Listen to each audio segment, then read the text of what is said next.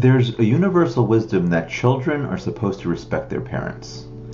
So it's not surprising that we're introduced to the mitzvah of kibud av va'em, of honoring one's parents, in the 10 commandments of last week's parsha. This foundational mitzvah is complex, with sugiyot in the Gemara, simanim in the Shulchan Aruch, and countless svarim devoted to ascertaining what that respect should look like. At the same time, it's quite difficult to cleanly define the right and wrong of the child-parent relationship, the first relationship of attachment, in as clear terms as the minimum length of tzitzis or whether a hechsher is accepted in the normative Torah observant community. In the field of psychology, the theory of family systems posits a more complex story. Picture this. 14-year-old Chava is sent to therapy to address her problematic behavior, namely defying her parents' rules, staying out after curfew, and experimenting with alcohol. But Chava, as the identified patient, is merely the one in the family who is displaying symptoms of larger familial dynamics. The practitioner is likely to discover that Chava's older brother recently left for college and has not been in touch with Chava's mother for months. Chava's mother is handling the separation with anxiety and has thus been micromanaging Chava's every move, resulting in a rift between Chava's parents. As an act of avoidance of interfacing with his wife's anxiety, Chava's father had been trying to spend more quality time with Chava, even at times when Chava has other plans or priorities. This change in family dynamics and her autonomy as a teenager has deeply impacted Chava, and she is acting out to assert her independence. To truly understand how to address the problematic behavior and disrespect, one would need an intervention that would address all of these external factors and behaviors present in her family unit. While psychologists Kerr and Bowen first published their work on family systems in the late 80s, the idea that child behavior is often linked to home life has roots in Jewish tradition.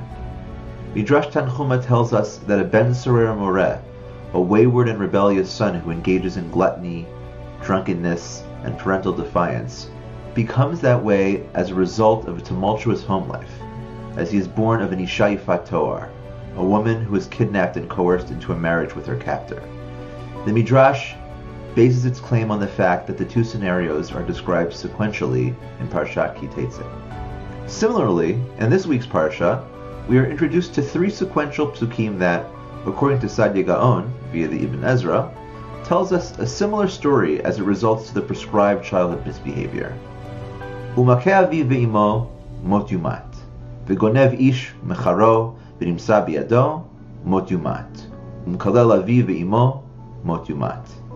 And he who strikes his father or mother shall surely be put to death. And he who kidnaps a person and sells him, and he was found in his hand, shall surely be put to death. And he who curses his father or mother shall surely be put to death.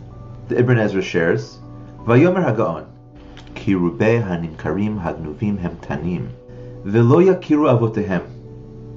V'yitachen shikum v'yikalelum vehem lo yid'u ve'avon al rosh haganav.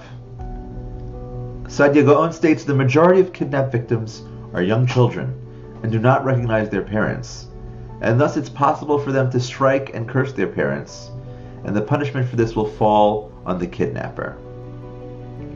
Rav Sadia Gaon offers us an empathetic, human-centered insight into the child's psyche.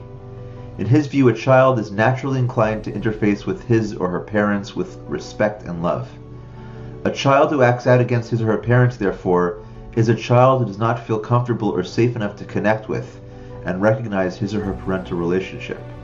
Halachically, therefore, he or she is not culpable for their behavior. Like with all relationships, the dynamic that allows for the fulfillment of kibud av va'em requires reciprocal responsibility. While it is certainly incumbent upon a child to do their best to honor their parents, it is equally as important for parents to create a space where a child can feel safe and secure enough to do so. By focusing on identifying the context for their behavior, rather than placing the blame on the child or the parents, Rav Sadia Gaon presents opportunities to not just treat the symptom, but heal the underlying problem, allowing for a more sustainable framework for the mitzvah itself.